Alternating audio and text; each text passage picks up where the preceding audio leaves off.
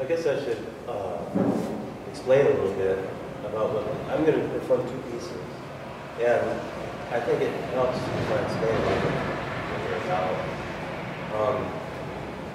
The first piece is a story, and it's called "I'd Rather Be Lucky Than Good," and it's the result of a couple of experiments in luck, like research about luck that I undertook over about 13 or 14 years.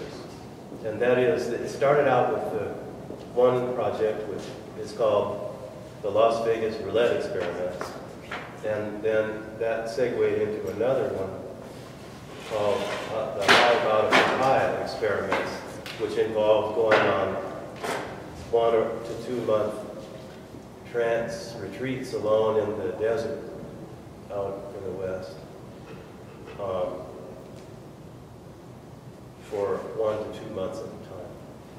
And so this story is meant to convey what those projects were about, what I got out of those two projects. And of course, it's deeply metaphorical. I mean, it seems superficially like about history, but it's not. And then the second piece is the drum piece. And that is, actually, that's an homage to the familiar spirit that sort of tormented me into becoming a mystic long, long, long ago. And it's about spirit possession. And I didn't know at the time that that's a kind of classical theme. I mean, I was resisting the influence of that spirit, so it was having this kind of tormenting quality until I accepted that, and then it changed its tone. But it's about spirit possession. It's actually about maintaining a balance between spirit possession and exorcism, because the idea of the piece is that if I keep that balance sort of poised at the right level, then the exorcism, not the possession, but the exorcism tends to produce like involuntary twitches in my muscles. So it occurred to me that those involuntary twitches could play instruments, like for example drums. So that's essentially just a readout of those involuntary things. It takes a few minutes to get that really going to the point where it becomes really involuntary. But after a while, it really is pretty involuntary, and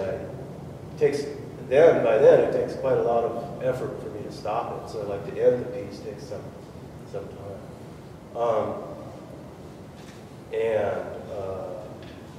I don't know what else to say. I mean, I guess if anybody has any questions afterwards, I'm happy to answer them, you know. But that's what, I'm a mystic. I don't know if I should have said that. I mean, I'm basically a mystic, and I've been a mystic all my life. And the pieces, the artwork, the music works that I do are all about mysticism. So this are just 2 examples. And I guess that I should just start. So, oh, did I say the first piece is called "I'd Rather Be Lucky Than Good"? I think I did. And the second piece is called "Every Heaven Is the Best One." Every what? Every heaven is the best one.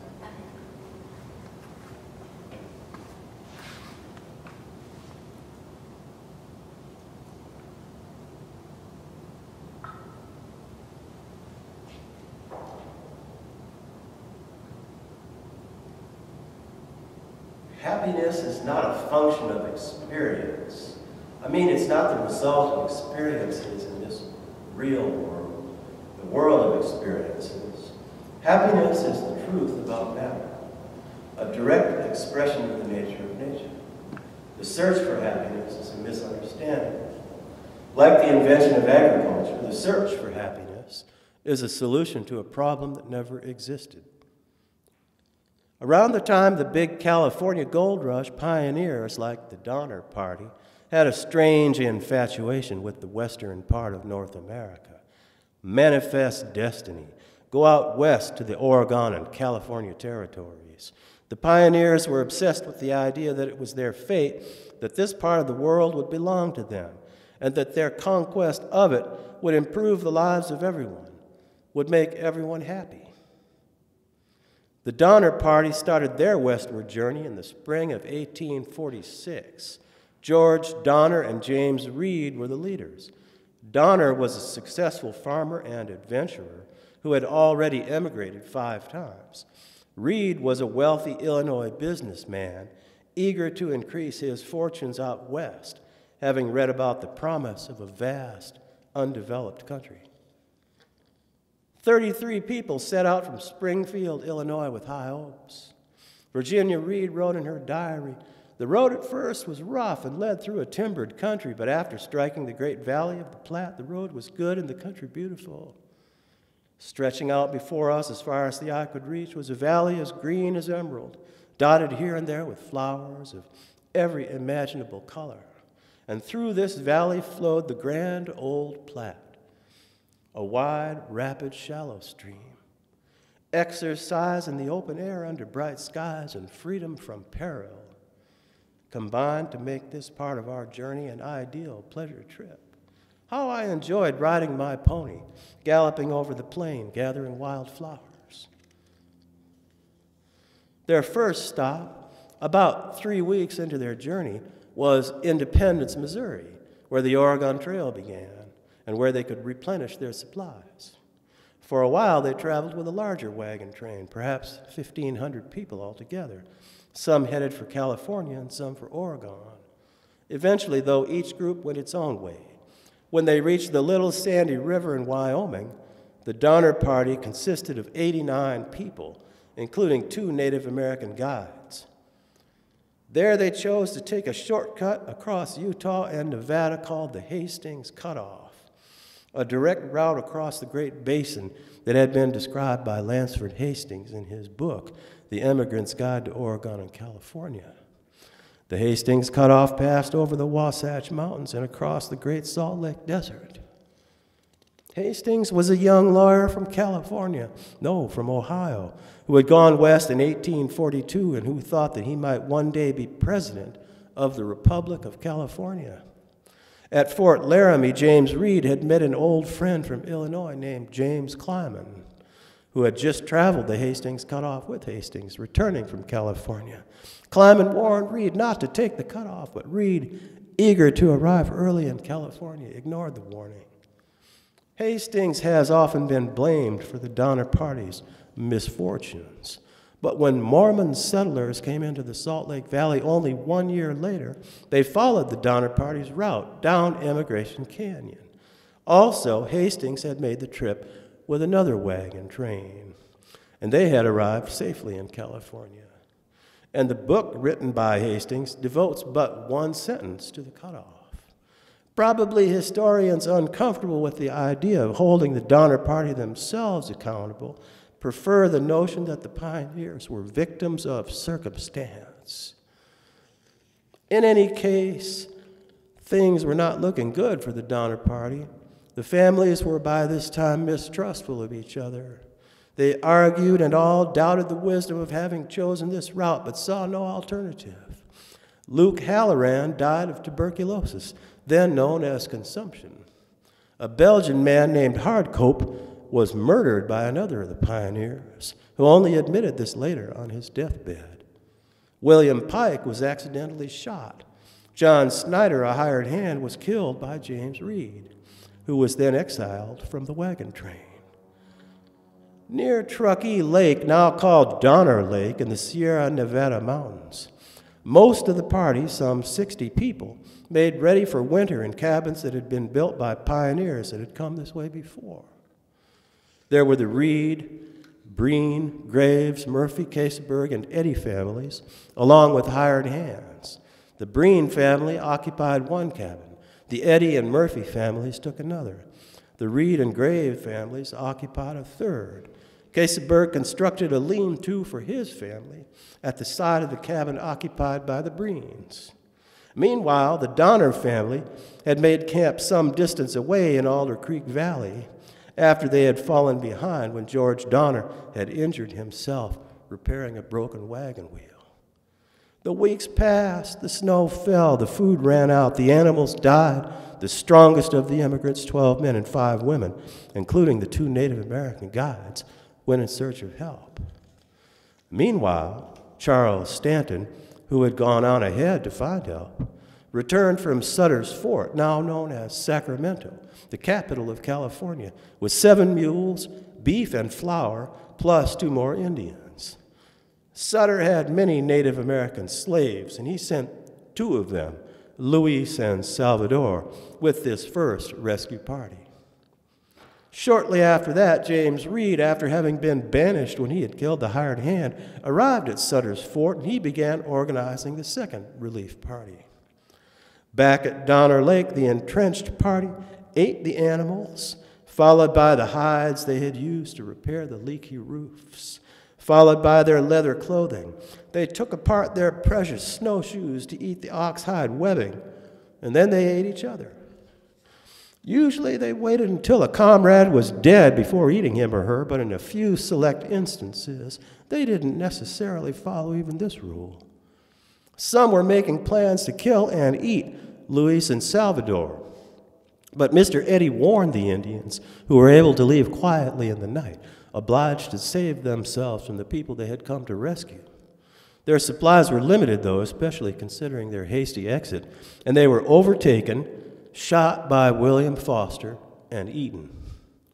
Patrick Dolan, ranting deliriously, stripped off his clothes and ran into the woods. He returned soon afterwards and died a few hours later. Some of the group began to eat flesh from Dolan's body. Lemuel's sister tried to feed some to her brother, but it was no use, and he died a short while later. The next morning, the group stripped the muscles and organs from the bodies of Antonio, Dolan, Graves, and Murphy and dried it to keep for the days ahead, taking care that nobody would have to eat their relatives. 2 months and 4 rescue parties later, there was only one man, Louis Caseberg, left alive among the mutilated remains of his companions. When the 3rd relief party left the campsite, 4 people were alive. But by the time the 4th rescue team arrived, Caseberg was the only person left. Many of the reports say that the rescuers found him surrounded by disfigured corpses, a kettle of cooking human flesh, buckets of human blood, and a large frying pan filled with fresh human livers and lungs. And that on the ground nearby there were 3 uneaten ox legs. Caseberg said that his fellow pioneers had died natural deaths and that he had ignored the ox meat because it was too tough and lacked flavor. Caseberg insisted until his death that he had not murdered anyone and that he had only reluctantly eaten human flesh. It makes my blood curdle to think of it, he told Charles McGlashan, a local newspaper publisher that wrote a book about the Donner Party. It has been told that I boasted of my shame, said that I enjoyed this horrid food. It is a horrible, revolting falsehood.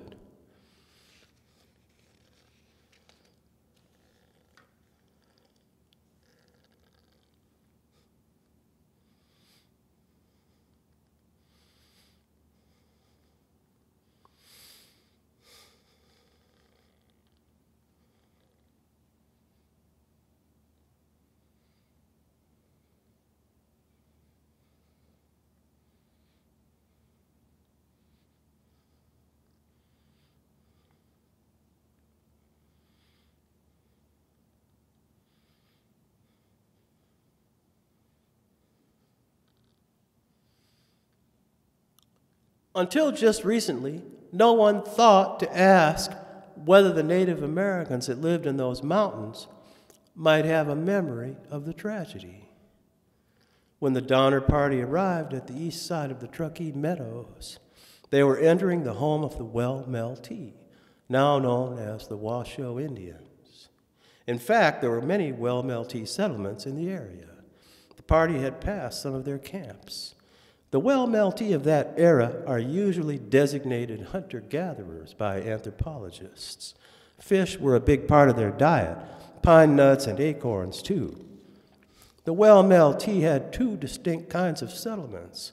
There were the year-round permanent homes, and those were distinguished in their language from short-term or intermittent camps. People spent the entire winter in the permanent settlements because food, firewood, and other resources were considered plentiful. At least one of these permanent, year-round settlements, where the Well-Meltee considered life to be good, was very near to where the surviving members of the Donner Party were desperately enduring their hell. Up to that point, the Well-Meltee had had almost no direct contact with European Americans. They may have had some limited contact with early Spanish explorers, and then later with fur trappers in 1826. And the southern Washoe, Hung Aleltee, had observed the Barlston Bidwell Party in 1841, but emigrant party records make no mention of contact with Washoe Indians. Scouts were always sent to keep track of anybody passing through their territory, but it's likely that for most of the Well-Meltee, the Donner Party were the first white people they ever saw. And it's from the Donner Party that they got their first impressions of European Americans. At that time of year, the Well-Meltee family groups would have gone to their favorite fishing spots on the streams that flowed into Donner Lake and into the Truckee River, or along the streams of the high mountains. The best fishing spots were between Donner Lake and the Truckee River, and they would have begun the storage of acorns and of the pine nuts that they had gathered just to the east of Donner Lake. Those that traditionally fished near Donner Lake had been warned about the Donner Party by other groups. They were astonished by the stories they were told. A man called One Who Talks to the Storm because he was noted for his ability to call on the wind or to chase away a storm, recalled a time when members of a scouting party had returned and spoken about the strange foreigners. The scouts had seen that the strangers were starving and had tried to bring them a deer and other food. And one brave man had even tried to throw fish across the ice to them. But each time they had tried to bring food, they had been shot at. In fact, one Well-Meltee man that came too close to the strangers' camp was shot, and he died. And this discouraged them from trying to help. Some people even moved away from the area because the strangers were cannibals, and they were afraid that they too might be eaten. One man had gone to the foreigners' camp and had been offered a human hand. Quote, that scared him so badly he never went back there even to fish in the stream, unquote. Some still tried to help, though, by leaving dried rabbit and wild potatoes near the strangers' cabins. It seems odd, but today the story of the Donner Party is regarded as something heroic, people versus nature. At the site of the tragedy, there is a monument, a testament to a struggle, more or less like the kind one sees at sites memorializing events in a war, as if the Donner Party had waged a valiant war with circumstances. But how should we understand the difference between the story as told by the Well-Meltee and the standard historical account? So-called skeptics would smugly say that the only difference is that the Indians knew the area and the pioneers didn't. And that must be part of the answer. After all, the pioneers had, for the most part, lived in towns.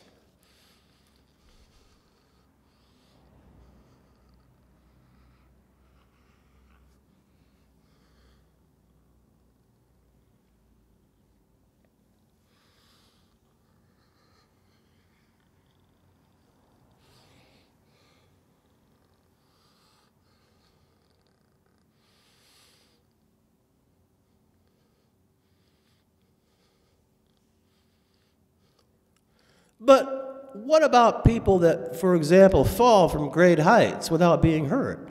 Like the woman aged 42, 5 feet 2 inches tall and weighing an estimated 125 pounds, that jumped from the 6th floor into a garden, landing on her side and back with, quote, no evidence of material injuries or shock, unquote. Or the woman aged 36, 5 feet 4 inches tall and weighing an estimated 115 pounds, that jumped from an 8th floor and fell onto a fence face downward. The doctors that examined her said, quote, there was no evidence of material injury, unquote. She immediately picked herself up and walked to a nearby clinic. The doctors said, quote, in this case, chief interest is centered on the patient's having struck a 1 by 4 inch wooden fence edge up at the top of the fence without injury, unquote.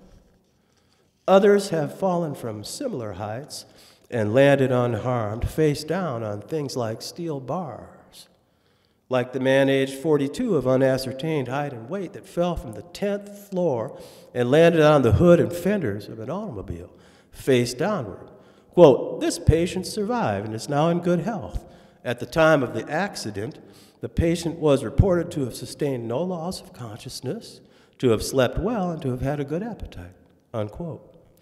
Or the man that fell from the top of a cliff 320 feet high, bounced off a ledge halfway down, then landed on his head on the rocks below, with minor injuries that cleared up in 10 days. And what about the 22-year-old New York man that jumped from the 39th floor of a skyscraper, landed on a car, crushed the roof, broke through the rear window, and survived? Then there's the Russian man that jumped drunk from the 5th floor window of his apartment on the concrete below and was fined twice. He said he jumped the second time because he couldn't take his wife nagging him about having jumped the first time. Or in China, when a young woman walking down the street looked up and saw a baby falling, she caught the child who had fallen from a window on the 10th floor. Or how about the German librarian who, as a teenager, fell more than 2 miles and landed with only minor injuries when the plane she was on came apart over the Peruvian rainforest? She remembers falling and seeing the jungle spinning below her before she lost consciousness. Apparently that's typical. That high up, the air is so thin that one conks out. Usually one wakes up at a certain altitude, but she woke up on the ground the next day, surrounded by debris and with only a broken collarbone. Or the flight attendant that fell 33,330 feet, landed on the side of a mountain, slid down in the snow, and survived. And of course, there are stories like one of the 7-year-old boy that went over Niagara Falls when the boat he was in turned over and survived. Or one of my favorites, how about the 18-month-old boy that fell from a 7th floor balcony in Paris, bounced off of an awning, and landed unharmed in the arms of a doctor that just happened to be walking by? The awning, incidentally, would normally have been closed, but the mechanism for closing it happened to be broken that day. When the plot of life unfolds, it can do so in an infinite variety of ways. And when it does, everything agrees. Coincidence, the skeptics smugly say. Coincidence, luck, magic. Yes, that's exactly how it works, don't you see?